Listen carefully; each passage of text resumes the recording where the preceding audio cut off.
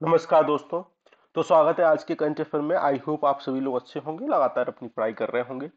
तो चलिए स्टार्ट करते हैं आज के कुछ महत्वपूर्ण टॉपिक जो आपके एग्जाम की दृष्टि से महत्वपूर्ण होते हैं।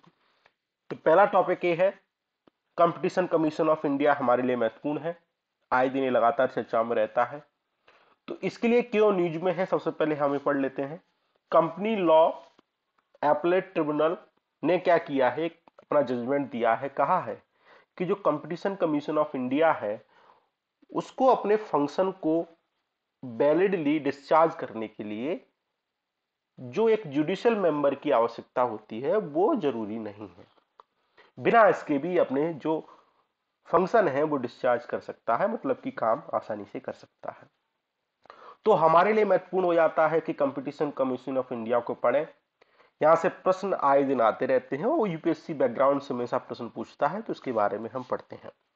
कंपटीशन कमीशन ऑफ इंडिया का सबसे पहले उद्देश्य क्या है? सबसे पहले उद्देश्य ये है कि जो आम आदमी है वो अगर किसी गुड्स और सर्विस को परचेज करता है या फिर कोई सर्विस लेता है तो उसको कम्पिटिटिव प्राइस में मिलना चाहिए। और दूसरा उद्देश्य ये है कि एमएनसीज जो कंपनियां हैं, मतलब कि बड़ी बड़ी कंपनियां हैं, गूगल गूगल एप्पल, तो ये सारी कंपनियां हैं, ये अपनी मोनोपोली स्टेब्लिश ना कर लें, करप्ट प्रैक्टिस ना करें जिससे छोटी कंपनियों को हार्म पहुंचे। तो इसका मतलब ये हुआ कि जो इक्वल प्लेइंग फील्ड उपलब्ध कराने का काम कौन करता है? कंपटीशन कमीशन ऑफ इंडिया करता है। तो इस बात को हम समझेंगे, ठीक है। तो कंपटीशन कमीशन ऑफ इंडिया को competition commission of India act 2002 के तहत स्टेब्लिश किया गया 14 अक्टूबर 2003 में। और इसको monopolies and restrictive trade practice commission की जगह पे इसको रिप्लेस किया गया। तो इस बात को आप याद रखेंगे। कंपटीशन कमीशन ऑफ इंडिया में एक चेयरपर्सन और 6 मेंबर हो सकते हैं जिसको सेंट्रल गवर्नमेंट के द्वारा अपॉइंट किया जाता है, ठीक है। लेकिन एक बात स्पेशल है कि इसमें एक चेयरपर्सन के साथ साथ 2 से कम मेंबर नहीं हो सकते और 6 से अधिक मेंबर नहीं हो सकते। तो इस बात को भी आप याद रखेंगे, ठीक है। तो हमने कंपटीशन कमीशन ऑफ इंडिया के बारे में पढ़ा। अब इसका competition of commission of India का मेन उद्देश्य क्या है? सबसे पहले हमने बताया कि अगर कोई कंपटीशन को कोई भी कंपनी एडवर्स रूप से इफेक्ट डालती है तो एलिमिनेट करना उन प्रैक्टिस को जो हमारे कंपटीशन को दूषित करती हैं। इंश्योर फ्रीडम करना, मतलब कि ट्रेड में लोगों की स्वतंत्रता हो मार्केट में, इस बात की पुष्टि करना। सस्टेन और प्रमोट कंपटीशन को बढ़ावा देना। कंज्यूमर के इंटरेस्ट को प्रोटेक्ट करना। सरकार को ओपिनियन देना। तो इस प्रकार की चीजें कौन करता है? कंपटीशन कमीशन ऑफ इंडिया करता है। आपने देखा होगा, हमने पहले कई बार डिस्कशन किया है कि गूगल कई जो मैन्युफैक्चरिंग जो मोबाइल के मैन्युफैक्चरर थे उनके साथ उनने एग्रीमेंट कर रखा था कि आप हमारे जो क्रोम ब्राउजर है और भी जो गूगल के कई प्रोडक्ट हैं, ऐप हैं, वो ऑलरेडी इंस्टॉल हमको देखने को मिलते हैं, उनको आप अनइंस्टॉल नहीं कर सकते। तो इसके लिए कंपटीशन कमीशन ऑफ इंडिया ने गूगल के ऊपर फाइन लगाया, ठीक है। ऐसे ही पहले सॉरी बीसीसीआई के ऊपर फाइन लगाया। तो ये सारी बातें कंपटीशन कमीशन ऑफ इंडिया ने की और ये लगातार कभी ना कभी न्यूज में बना रहता है, तो आप इसके लिए पढ़ने की आपको आवश्यकता है। दूसरी बात, पॉल्यूटेड रिवर स्ट्रेंथ चर्चा में है। तो इसको 3 बातें हमको डिस्कस करना है। चर्चा में क्यों है तो इस बात को समझेंगे। सेंटर पॉल्यूटिंग कंट्रोल बॉडी रहती है हमारी, तो उसने स्टडी की है वाटर क्वालिटी को under the national water quality monitoring programme के तहत।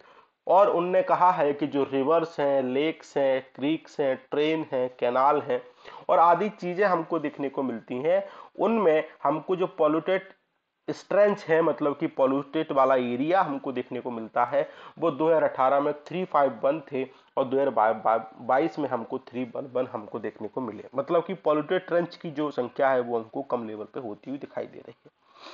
और ये सारी जो हम प्रैक्टिस करते हैं water prevention control pollution act 1974 के तहत करते हैं और इसके तहत ही सीपीसीबी का गठन किया गया इसी एक्ट के तहत। तो आप इस बात को याद रखेंगे, ठीक है।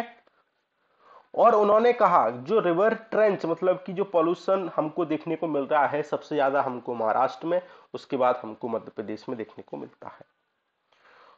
पीआरएस जो इन्होंने कैटेगराइज किया है 5 प्रायोरिटी क्लासेस में कैटेगराइज किया है 1 से लेकर 5 तक, वो बायोलॉजिकल ऑक्सीजन डिमांड के आधार पर इन्होंने बीओडी के आधार पर कैटेगराइज किया है। तो बीओडी हमारे लिए महत्वपूर्ण है।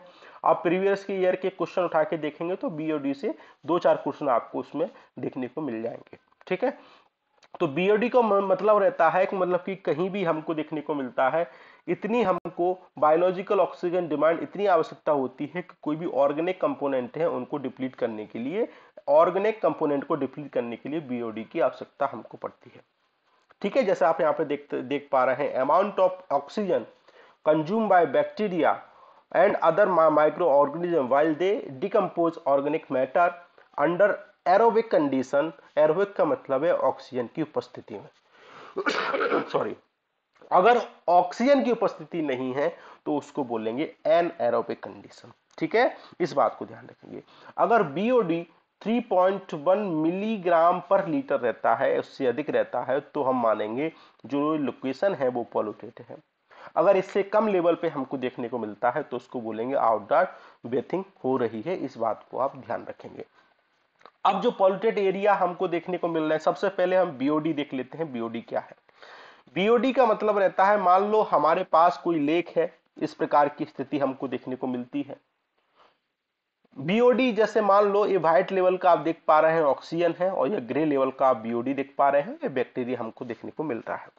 BOD present in the water, मतलब कि बीओडी है, ऑक्सीजन है, केवल यहाँ पे स्थिति इस प्रकार की देखने को मिल रही है। मान लो बैक्टीरिया आ गया, तो बैक्टीरिया, बीओडी और ऑक्सीजन इस चीज को हमको देखने को मिल रही है। अब इस बैक्टीरिया को, ये ऑर्गेनिक कंपोनेंट है, अगर इस ऑर्गेनिक कंपोनेंट को हमको डिकम्पोज करना है तो इसको ऑक्सीजन की आवश्यकता होगी और बीओडी की आवश्यकता होगी। ठीक है, तो इस ऑक्सीजन बीओडी को कंज्यूम कौन कर रहा है? बैक्टीरिया कर रहा है। तो इसी के अगर ये संख्या बहुत अधिक हो जाए, ऑर्गेनिक मैटर हमारी किसी वाटर बॉडी में बहुत अधिक मात्रा में देखने को मिल जाए, तो जो बैक्टीरिया है उनकी संख्या अधिक से अधिक हो जाएगी। तो जो बायोलॉजिकल ऑक्सीजन डिमांड है, ऐसी स्थिति बन सकती है कि बैक्टीरिया बहुत अधिक मात्रा में हो जाए और जो बायोलॉजिकल ऑक्सीजन डिमांड है वो हमको कम लेवल पे देखने को मिले। तो बैक्टीरिया की संख्या अधिक और बायोलॉजिकल ऑक्सीजन डिमांड की संख्या कम, तो इससे क्या होगा? वो पॉल्यूटेड हमको देखने को मिलेगा। जैसे आप यहाँ पे एल्गी देखने को मिलते हैं, ये सारी चीजें हमको देखने को, कभी कभी आप देखते हैं लेक बहुत ज्यादा ग्रीन हो जाती है, बहुत सारा उसमें पॉल्यूशन देखने को मिलता है, तो इसी के कारण हमको देखने को मिलता है। ठीक है, जैसे हम बहुत सारे nutrition, fertiliser, nitrogen, phosphorus by rain water lake में जाते हैं पहले नंबर पे। दूसरे वाटर में उन फर्टिलाइजर और न्यूट्रिशन के द्वारा प्लांट का ग्रोथ होता है, और प्लांट का ग्रोथ होने के बाद इस प्रकार की ऑक्सीजन लेवल के ऑर्गेनिक कंपोनेंट अधिक से अधिक हो गए इसमें। अगर ऑर्गेनिक कंपोनेंट अधिक से अधिक हो गए तो इसमें हमें ऑक्सीजन की अधिक से अधिक आवश्यकता होगी उनको डिप्लीट करने के लिए, तो इसलिए वहां पर ऑक्सीजन की कमी हो जाती है। और ऑक्सीजन की कमी हो जाती है तो जिससे क्या होता है? ऑक्सीजन लेवल डिप्लीट करने लगता है और जो प्लांट है वो डेड करने लगते हैं। और आप देखते हैं कभी कभी लेक हमको देखने को मिलती है, वो किसी ना किसी लेक पूरी तरह क्या हो जाती है? खत्म हो जाती है। वो नेचुरल हमको हैबिटाट में देखने को मिलती है, जैसे लैंड में हमको देखने को मिलती है। ऐसी स्थिति हम कई बार देखते हैं, जैसे अरल सी के बारे में ऐसी स्थिति को देख सकते हैं। ठीक है, तो इस प्रकार की चीजें हमको देखने को मिलती हैं। तो आई होप आपको बीओडी बहुत अच्छी तरीके से समझ में आया होगा। बीओडी का मतलब रहता है जो हमारी बायोलॉजिकल ऑक्सीजन डिमांड है, जो भी ऑर्गेनिक कंपोनेंट हमको देखने को मिलते हैं उनको डिप्लीट करने के लिए जो ऑक्सीजन की आवश्यकता होती है उसको बोलते हैं बीओडी। ठीक है, लेकिन एक सीओडी भी होता है। सीओडी का मतलब रहता है कोई भी केमिकल ऑक्सीडेशन प्रोसेस। इसका मतलब है कि इसमें ऑर्गेनिक कंपोनेंट और इनऑर्गेनिक कंपोनेंट दोनों चीजों को डिप्लीट करने के लिए सीओडी की आवश्यकता होती है। बीओडी के द्वारा हम किसी वाटर का पॉल्यूशन लेवल मीटर करते हैं। ठीक है, अब इसमें इन ऑर्गेनिक कंपोनेंट अधिक से अधिक होंगे, उनको डिप्लीट करना पड़ेगा, तो बीओसीओडी की वैल्यू बीओडी से अधिक होगी, स्वाभाविक बात है। और इसमें बीओडी की वैल्यू सीओडी से कम होगी। इतना बात को आप ध्यान रखेंगे, इसके अलावा आपको कुछ याद नहीं रखना है। ठीक है, ये मेन कंसेप्ट है, हमने आसानी से इसको पढ़ लिया। ठीक है, अब दूसरी बात है जो हमको देखने को मिला, कहां कहां पॉल्यूटेड हमको रीजन जो बेसिन्स हैं वो देखने को मिले। सबसे पहले हमको गंगा ब्रह्मपुत्र बेसिन, हमको बीओडी की जो वैल्यू है 226 देखने को मिली। सुंदरवन बेसिन में हमको नहीं, स्वर्ण रेखा बेसिन में हमको बीओडी की वैल्यू 99 देखने को मिली। और आप गोदावरी बेसिन में जाएंगे तो बीओडी की वैल्यू 45 देखने को मिलेगी। कावेरी बेसिन में 21.5 देखने को मिलेगी। और महाराष्ट्र में आप देखेंगे तो इसमें आप इधर में सबसे अधिक हमको देखने को साबरमती में 63 देखने को मिलेगी। तो ये वाला जो इस कलर से आप देख पा रहे हैं तो ये क्या है, पॉल्यूटेड एरिया है जहां पे हमको बीओडी की वैल्यू सबसे अधिक मात्रा में देखने को मिलेगी। इसका मतलब ये है कि पॉल्यूटेड रीजन वो सबसे अधिक हमको देखने को मिल रहा है। ठीक है, यही बात है हमको, जैसे आप यहाँ पे इस मैप में देख पा रहे हैं। तो धीरे धीरे क्या हो जाएगा, ये जो भी हमको जो वाटर बॉडी है वो धीरे धीरे खत्म हो जाएगी और यहाँ पे प्लांट का ग्रोथ होने लगेगा। तो इस आधार पर इसकी बीओडी की आवश्यकता अधिक हो जाएगी और इसको बोलते हम एनेक्सिया की स्थिति बन जाएगी। किसकी स्थिति बन जाएगी, एनेक्सिया। एनेक्सिया का मतलब होता है कि ऑक्सीजन की डिमांड अधिक हो गई और इसमें ऑर्गेनिक कंपोनेंट क्या हो गया, अधिक हो गया। सॉरी, ऑक्सीजन की डिमांड अधिक हो गई, क्यों, क्योंकि ऑर्गेनिक कंपोनेंट अधिक हो गया। जबकि मिल ऑक्सीजन रही है वो हमको कम लेवल पे देखने को मिल रहा है। तो जो ऑर्गेनिक कंपोनेंट है वो क्या होगा, डिप्लीट नहीं होगा। अगर ऑर्गेनिक कंपोनेंट डिप्लीट नहीं होगा तो जो हमारी जो वाटर बॉडी है वो लैंड में कन्वर्टेड हो जाएगी, पॉल्यूटेड हो जाएगी। तो इस स्थिति को हम बोलते हैं। तो इसमें जितने भी स्पीसीज, वाटर स्पीसीज हमको देखने को मिलेंगे वो धीरे धीरे खत्म हो जाएंगे। तो इस स्थिति को बोलते हैं एनेक्सिया। ठीक है, इस शब्द को भी आप याद रखेंगे। तो वही बेसिन से हम देख पा रहे हैं, Mahi basin, west flowing river basin, Kaveri basin, ठीक है, east flowing river basin, Krishna, Brahmani, Swarnarekha, Ganga basin, Sabarmati, Narmada, Godavari, Mahanadi basin. ठीक है, इस बात को आप ध्यान रखेंगे। तो आप कुछ रिवर को याद रखेंगे, जैसे पेरियार रिवर आप इधर है, कावेरी, पेन्नार, कृष्णा, तापी, नर्मदा, ओरसंग, सोन, गंगा, गोमती, अलकनंदा, गंगा इधर ही है, ब्रह्मपुत्र इधर, इंडस, झेलम, चिनाब, सतलज। तो इनका सिक्वेंस आप कभी ना कभी याद रख सकते हैं। ठीक है, तो इसको हमने पढ़ लिया। अब बात करते हैं कि जो सेंट्रल पॉल्यूशन कंट्रोल अथॉरिटी है, तो जैसा कि हमने बताया इसको water prevention and control of pollution act 1974 के तहत एस्टेब्लिश किया गया। हेडक्वार्टर दिल्ली में है। और अगर इसको किसी एक्ट के तहत एस्टेब्लिश किया गया है तो क्या है, एक स्टैट्यूटरी बॉडी है। ठीक है, चेयरपर्सन सेंट्रल गवर्नमेंट के द्वारा अपॉइंट किया जाता है, गवर्नमेंट को सलाह देता है, चाहे वो सेंट्रल गवर्नमेंट हो, स्टेट गवर्नमेंट हो। वाटर और एयर पोल्यूशन के बारे में बात करते हैं, प्लान को एग्जीक्यूट करते हैं, प्लान को बनाते हैं। और विभिन्न जो स्टेट बोर्ड हमको देखने को मिलते हैं उनके मध्य कोऑर्डिनेशन हमको देखने को मिलता है। ठीक है, तो इस बात को आप याद रखेंगे। दूसरा, राइट टू रिपेयर का पोर्टल सरकार ने लॉन्च किया है, तो काफी महत्वपूर्ण है। तो ये क्या है, इनिशियली आपको इस चीज में देखने को मिलेगा mobile phone, electronics, consumer durable, automobile, farming equipment और वुड बी कवर्ड, इसके अंतर्गत हमको देखने को मिलेगा।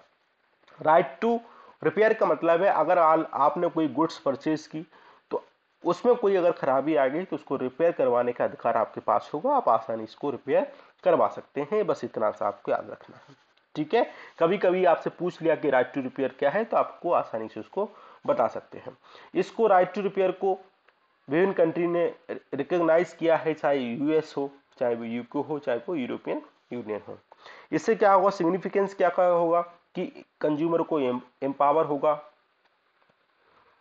और जो लोकल मार्केट है, जो अधिक से अधिक कंज्यूमर कहां से खरीदेंगे अपने प्रोडक्ट को, लोकल मार्केट से, तो उनका भी एम्पावरमेंट हमको देखने को मिलेगा। ठीक है, harmonise trade between original equipment manufacturing, अगर आप रिपेयर करने का अधिकार देखेंगे तो आप अधिक से अधिक ओरिजिनल इक्विपमेंट खरीदेंगे ताकि उनको अधिक आसानी से रिपेयर कराया जा सके, जो कि पोर्टल पर उपलब्ध होंगे। ठीक है, और इससे क्या होगा, एम्प्लॉयमेंट जनरेशन करने का एक मौका भी मिलेगा। तो इस बात को आप याद रखेंगे, इससे ज्यादा आपको कुछ याद नहीं रखना है। सरकार ने नोटिफाई किया है रूल ऑफ ओरिजिन, क्यों, किसके लिए, इंडिया ऑस्ट्रेलिया जो ट्रेड पैक्ट हुआ है उसके संदर्भ में। जैसा हम देख पा रहे हैं, सबसे पहले हम समझते हैं रूल ऑफ ओरिजिन क्या होता है। मान लो हमने किसी हम भारत ने अगर ऑस्ट्रेलिया के साथ ट्रेड पैक्ट किया, ट्रेड पैक्ट मतलब कि फ्री ट्रेड एग्रीमेंट किया, और यहां से कोई मतलब कि टैरिफ नहीं लग रहा है, निःशुल्क शुल्क नहीं लग रहा है, तो इसका मतलब है ऑस्ट्रेलिया से जो भी अगर गुड्स आएंगी उन पे टैरिफ क्या है, बिल्कुल फ्री है। और मान लो इधर हम देखते हैं चाइना, चाइना के साथ हमारा कोई एफटीए एग्रीमेंट नहीं है। इस बात को समझें कि हमारा ऑस्ट्रेलिया के साथ एफटीए है और चाइना के साथ नहीं है। अब ऑस्ट्रेलिया क्या कर सकता है, अपनी वस्तुओं को कहां से मंगाएगा, चाइना से। क्योंकि अगर चाइना के साथ हम ट्रेड करेंगे, चाइना हमारे साथ ट्रेड करेगा, तो उस पर क्या लगेगा, टैरिफ लगेगा। और अगर हम ऑस्ट्रेलिया के साथ ट्रेड करेंगे तो टैरिफ नहीं लगेगा। तो अगर चाइना की सारी चीजें, जितनी भी मैन्युफैक्चरिंग गुड्स हैं, वो सारी ऑस्ट्रेलिया में आ जाए और ऑस्ट्रेलिया फ्री ट्रेड एग्रीमेंट का लाभ उठाकर भारत को सप्लाई कर दे, तो इससे क्या होगा, रूल ऑफ ओरिजिन का क्या होगा, वायलेशन देखने को मिलेगा। ठीक है, तो ऐसी स्थिति को रोकने के लिए हम क्या एग्रीमेंट करते हैं, रूल ऑफ ओरिजिन को एग्रीमेंट करते हैं। तो सरकार ने क्या किया है, रूल ऑफ ओरिजिन को नोटिफाई किया है under the for India Australia trade pact के तहत। इस बात को आप समझ गए, बोलो हाँ या ना। ठीक है, इस बात को हम समझ गए। तो इसके लिए सरकार ने क्या किया है, सरकार ने इससे पहले custom administration of rule of origin under the trade agreement rule 2020 मतलब कि कैरोटर जो रूल है उसको नोटिफाई भी सरकार ने किया था। ठीक है, बस इतनी सी बात आपको ध्यान रखना है। अब कुछ यूनियंस हमको देखने को मिलते हैं। सबसे पहले आप देख पाएंगे प्रेफरेंशियल ट्रेड एग्रीमेंट, फिर उसके बाद आप देख पाएंगे फ्री ट्रेड एग्रीमेंट, फिर उसके बाद आप देख पाएंगे कस्टम इकोनॉमिक कॉम्प्रेसिव एग्रीमेंट देख पाएंगे, फिर उसके बाद कस्टम यूनियन देख पाएंगे, फिर आप कॉमन मार्केट देख पाएंगे, फिर आप इकोनॉमिक मार्केट देख पाएंगे। प्रेफरेंशियल ट्रेड एग्रीमेंट का मतलब ये रहता है कि मान लो भारत और ऑस्ट्रेलिया के मध्य कुछ ट्रेड हो रहा है, तो उसकी जो टैरिफ है उसमें कुछ कमी कर दी। मान लो पहले 100 रुपए था, अब हमने कर दिया 50 रुपए। अगर ऑस्ट्रेलिया से कोई चीज अगर भारत आएगी तो उसमें पहले 100 लगता था, अब कितना लगेगा, 50 रुपए। फ्री ट्रेड एग्रीमेंट का मतलब ये रहता है, अब इसके ऊपर कौन आया, इससे बाइडर कौन है, free trade agreement. Free trade agreement का मतलब ये रहता है, पहले मान लो 50 रुपए लगता था, अब कुछ वस्तुओं पे लगेगा 0 रुपए। अब बिल्कुल टैरिफ पे क्या हो गया, शून्य हो गया। इससे ऊपर आता है हमारे पास कस्टम यूनियन। कस्टम यूनियन का मतलब रहता है, पहले आपके पास कुछ आपने ट्रेड बैरियर को एलिमिनेट कर दिया, अब आपने क्या कर दिया, कुछ एक्सटर्नल ट्रेड पोजीशन पे आप आ गए, कुछ आपने ऐसी पॉलिसी बना दी अपने लिए कि आप एक दूसरे के मध्य ऐसा व्यापार करेंगे जो अन्य देशों के साथ आप नहीं करेंगे। कॉमन मार्केट का मतलब है कि लेबर कैपिटल मोबिलिटी हो जाएगी। इसका मतलब यह है कि आपकी लेबर ऑस्ट्रेलिया में जा सकती है, ऑस्ट्रेलिया की लेबर भारत में आ सकती है काम करने के लिए। तो इसमें और आप क्या हो गए, इंटीग्रेशन आपका अधिक से अधिक हो गया। इकोनॉमिक यूनियन का मतलब है कि आपकी जितनी भी फिजिकल पॉलिसीज हैं, इकोनॉमिक पॉलिसीज हैं, उसमें हमको कोऑर्डिनेशन देखने को मिलेगा, तो इसको इकोनॉमिक यूनियन बोलेंगे। और पॉलिटिकल यूनियन का मतलब है कि आपकी जो पॉलिटिकल और जो सोशल पॉलिसीज हैं उसमें आपको इंटीग्रेशन देखने को मिलेगा। ठीक है, इसके संदर्भ में हम बात कर सकते हैं किसकी, यूरोपियन यूनियन की। इसमें इकोनॉमिक यूनियन भी, इकोनॉमिक, पॉलिटिकल, सोशल जितनी भी पॉलिसीज हैं उनमें कोऑर्डिनेशन हमको देखने को मिलता है। तो ये सारी चीजें पढ़ी। जैसे जैसे आप इधर आते जाएंगे फ्री ट्रेड एग्रीमेंट से लेकर पॉलिटिकल यूनियन तक, तो आपकी जो इंटीग्रेशन है, आपकी जो मतलब कि जुड़ाव है, वो दो देशों के मध्य लगातार क्या होगा, बढ़ता जाएगा। ठीक है, इस बात को आप समझें बस। ठीक, दूसरी बात, इन्वायरमेंट इंपैक्ट असेसमेंट चर्चा में है। Ministry of environment forest climate change ने क्या किया है, 2018 में एक अमेंडमेंट किया और कहा कि state environment impact assessment authority की जगह हम लोकल बॉडी को पावर देते हैं कि वो इन्वायरमेंट इंपैक्ट असेसमेंट को आसानी से कर सके। ठीक है, इन्वायरमेंट इंपैक्ट असेसमेंट का मतलब ये रहता है, अगर कोई भी प्रोजेक्ट कहीं भी स्टैब्लिश हो रहा है तो हम पहले उसका असेसमेंट करें, उसके संबंध में डीपीआर बनाएं और डीपीआर को कहीं पब्लिक मीटिंग में प्रस्तुत करें और उसके पॉजिटिव निगेटिव क्या इन्वायरमेंट में इंपैक्ट पड़ रहे हैं उसके बारे में एनालिसिस करें। और इन अधिकारों को दिया कहा लोकल बॉडी को कि कंस्ट्रक्शन प्रोजेक्ट है जिनका एरिया हमको 20,000 स्क्वायर मीटर से 50,000 स्क्वायर मीटर के आसपास लगता है, वो लोकल बॉडी आसानी से इसका असेसमेंट करा सकती है।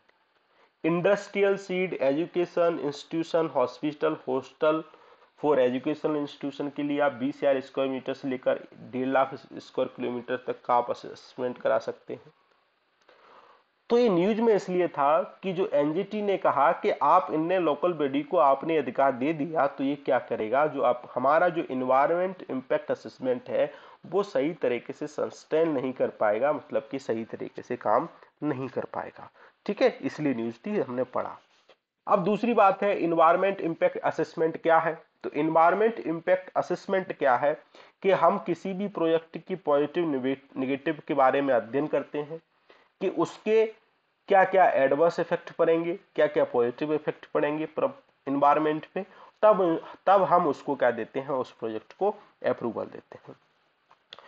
इन्वायरमेंट इम्पैक्ट असेसमेंट को इन्वायरमेंट प्रोटेक्शन एक्ट 1986 के तहत बैकिंग दी गई है और इसको इन्वायरमेंट इम्पैक्ट असेसमेंट को 2006 में मैंडेटरी कर दिया गया mining, thermal power plant, river valley infrastructure, industry आदि जैसे प्रोजेक्ट को क्लियरेंस देने के लिए।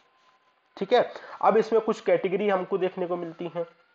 कैटेगरी ये है कि सबसे पहले तो हो सकता है कि आपने इन्वायरमेंट इम्पैक्ट असेसमेंट के लिए आपने एक प्रोसेस डाली, आपने एप्लीकेशन डाला, तो कैटेगरी ए में मान लेते हैं इन्वायरमेंट इम्पैक्ट असेसमेंट की आवश्यकता है। इसमें कैटेगरी बी में लिमिटेड इन्वायरमेंट असेसमेंट की आवश्यकता है और कैटेगरी सी ऐसी है जिसमें बिल्कुल इन्वायरमेंट असेसमेंट की आवश्यकता नहीं है। तो इस बात को देखेंगे। मान लो कैटेगरी ए की बात करते हैं तो सबसे पहले तो पब्लिक नोटिस जाएगा, पब्लिक मीटिंग होगी, फिर उसके बाद इम्पैक्ट का एनालिसिस किया जाएगा, फिर उसका मिटिगेशन इम्पैक्ट को मिनिमेट करने का प्रयास किया जाएगा, फिर इसकी रिपोर्ट बनेगी, फिर एक पब्लिक मीटिंग होगी, फिर पब्लिक मीटिंग में फाइनलाइज किया जाएगा, फिर डिसीजन दिया जाएगा। अब डिसीजन ऐसा भी हो सकता है कि इसको अप्रूव किया जाए और ऐसा भी हो सकता है कि इसको अप्रूव ना किया जाए, या तो अप्रूव हो जाएगा या तो अप्रूव नहीं होगा। तो ये दोनों बातें हो सकती हैं, तो इस बात को ध्यान रखेंगे। यूपीएससी ने यही पूछा कि एक स्टेटमेंट था कि इन्वायरमेंट इम्पैक्ट असेसमेंट के तहत जो पब्लिक मीटिंग की जाती है वो अनिवार्य है। ठीक है, तो ये बिल्कुल सत्य है कि आपको इन्वायरमेंट इम्पैक्ट असेसमेंट को अगर लेना है, क्लियरेंस लेना है, तो पब्लिक मीटिंग की जो हियरिंग है वो कंपलसरी है, मतलब कि मैंडेटरी है। इसके बिना आप उस प्रोजेक्ट को क्लियरेंस नहीं दे सकते। ठीक है, इस पॉइंट को याद रखेंगे। यहीं से यूपीएससी ने प्रश्न उठा लिया, तो आप देख सकते हैं यूपीएससी कहां कहां से प्रश्न उठाता है। तो आपको बिल्कुल डिटेल में पढ़ने की आवश्यकता है, आप एक भी पॉइंट को छोड़ नहीं सकते हैं। तो मीटिंग किसके लिए की जाएगी कि जो कैटेगरी ए के प्रोजेक्ट होंगे और B1 कैटेगरी के प्रोजेक्ट होंगे, इनके लिए मीटिंग की जाएगी। डिस्ट्रिक्ट कलेक्टर चेयरपर्सन के रूप में होगा और ऑफिशियल्स होंगे स्टेट पॉल्यूशन कंट्रोल बॉडी के और तालुका ग्राम सभा से लोग उसमें देखने को मिलेंगे। ठीक है, और लोकल जो लोग हैं, पीपल हैं, वो अपनी क्या देंगे, इन्वायरमेंट इम्पैक्ट असेसमेंट को रिपोर्ट को तैयार करने के लिए ड्राफ्ट का निर्माण होगा, उस मीटिंग हेरी का आउटपुट तैयार होगा। ठीक है, इस बात को हमने समझा। दूसरी बात, ऑब्जेक्टिव हमने समझाई कि इको फ्रेंडली प्रोजेक्ट होना चाहिए, इको फ्रेंडली प्रोजेक्ट होना चाहिए, इन्वायरमेंट इम्पैक्ट की डिटेल होना चाहिए, ताकि जो लेजिटिमेट ऑप्शन हमारे पास हो उस प्रोजेक्ट की जो नेगेटिव इम्पैक्ट पड़ रहे हैं उसका मिटिगेशन का प्रयास हम कर सकें। ठीक है, ecological, economic, social effect of growth related activity के संदर्भ में सारी बातें आसानी से हो सकें, तो इस प्रकार की चीजें हम कर सकते हैं। ठीक है, इस बात को आप ध्यान रखें। दूसरा, खनिज विदेश इंडिया लिमिटेड चर्चा में है। ये क्या है, एक जॉइंट वेंचर है। न्यूज में इसलिए है क्योंकि जो कि दक्षिण अमेरिका में हमको एक लिथियम ट्रायंगल देखने को मिलेगा, जो कि बोलिविया, चिले और अर्जेंटीना के मध्य हमको देखने को मिलता है।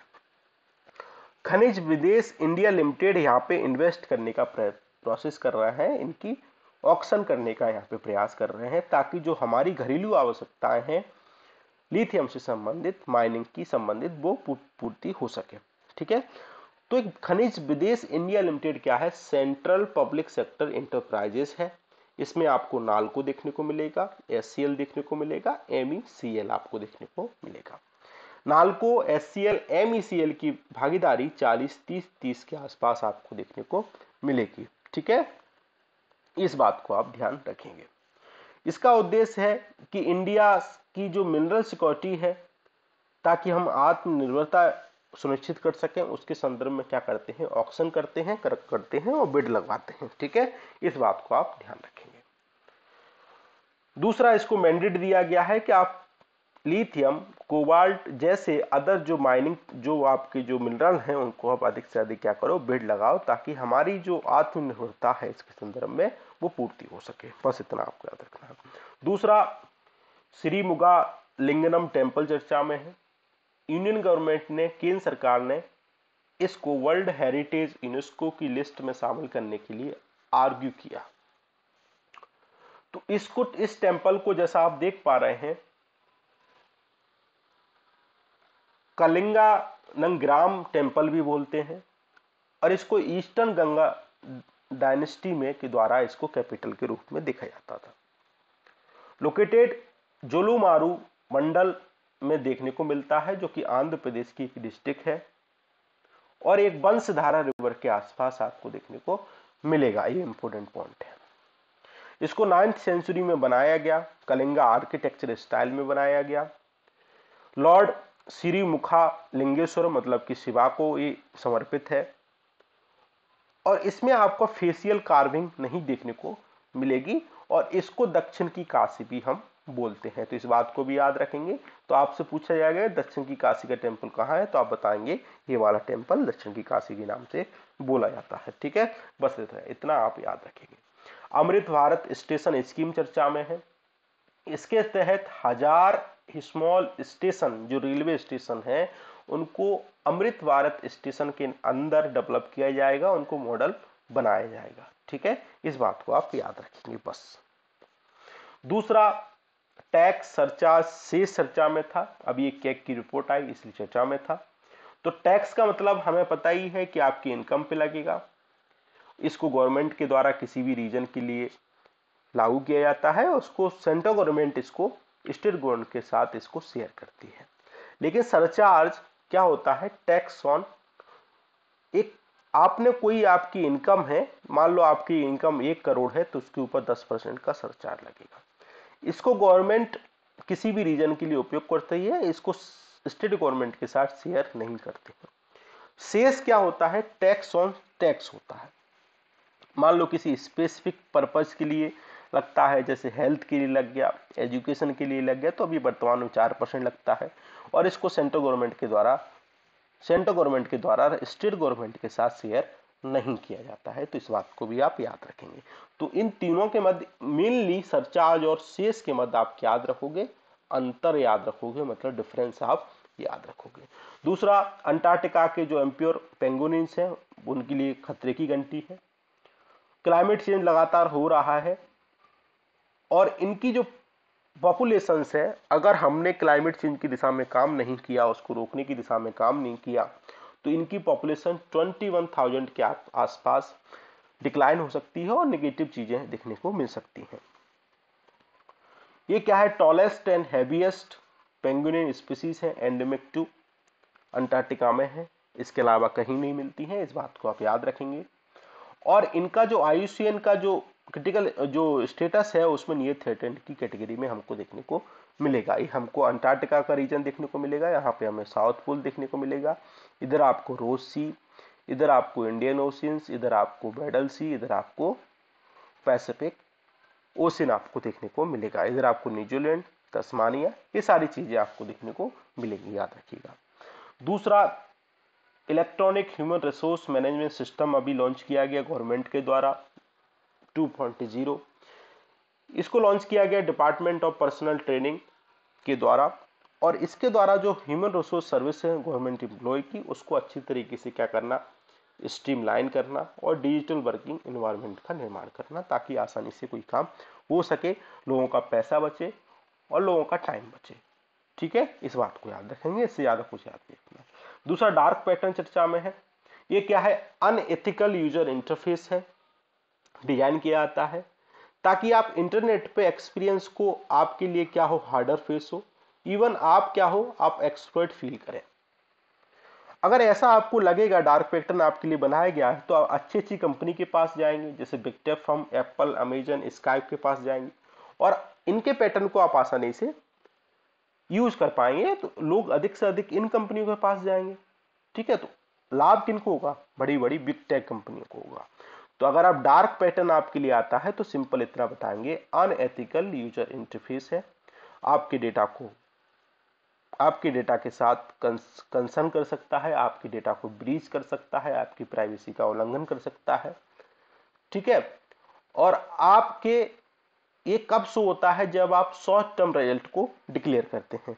ठीक है, इसके बारे में ज्यादा पढ़ने की आवश्यकता नहीं है, केवल इतना याद रखेंगे डार्क पैटर्न क्या है, तो आप बताएंगे अनएथिकल यूजर इंटरफेस डिजाइन है और इससे बड़ी कंपनी को लाभ होता है और आपके डेटा की प्राइवेसी को ब्रीच कर सकता है। बस इतना पढ़ना है, इससे ज्यादा नहीं पढ़ना है।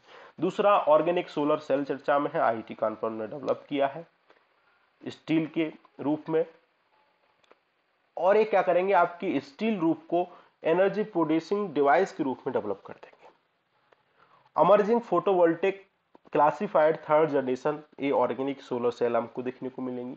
ऑर्गेनिक पॉलीमर के रूप में, मटेरियल के रूप में इसको उपयोग किया गया है ताकि वो लाइट की जो लेयर है उसको ऑब्जर्व कर सके और अधिक से अधिक हमारी जो सोलर एनर्जी है उसको प्रोड्यूस कर सके। ठीक है, बस इतना ध्यान रखेंगे। इससे बेनिफिट क्या होंगे, लाइट वेट होंगे, मच एरिया को कवर करेंगे और लो मैन्युफैक्चरिंग कॉस्ट हमको देखने को मिलेगी। इसका स्टोरेज का पोटेंशियल हमको मच लार्जर देखने को मिलेगा। ठीक है, बस इतना याद रखें। दूसरा, रॉक कार्विंग, जो रत्नागिरी की हमको जो चीजें देखने को मिलेंगी, जैसा हम देख पा रहे हैं केव में कार्विंग चीजें देखने को मिलेंगी, तो इसका विरोध चर्चा में क्यों है, क्योंकि यहाँ पे एक रिफाइनरी को, प्रोजेक्ट को यहाँ पे लाया जा रहा है। तो लोग यहाँ का विरोध कर रहे हैं कि महाराष्ट्र का जो कोंकण रीजन है, यहाँ पे एक रिफाइनरी को लाया जा रहा है। अगर आप रिफाइनरी को लेके आएंगे तो हमारी जो विरासत है उसको कहीं ना कहीं निगेटिव रूप से इम्पैक्ट देखने को मिलेगा। ठीक है, इस बात को आप ध्यान रखेंगे, इसलिए यहाँ पे रॉक कार्विंग ऑफ रत्नागिरी चर्चा में थी।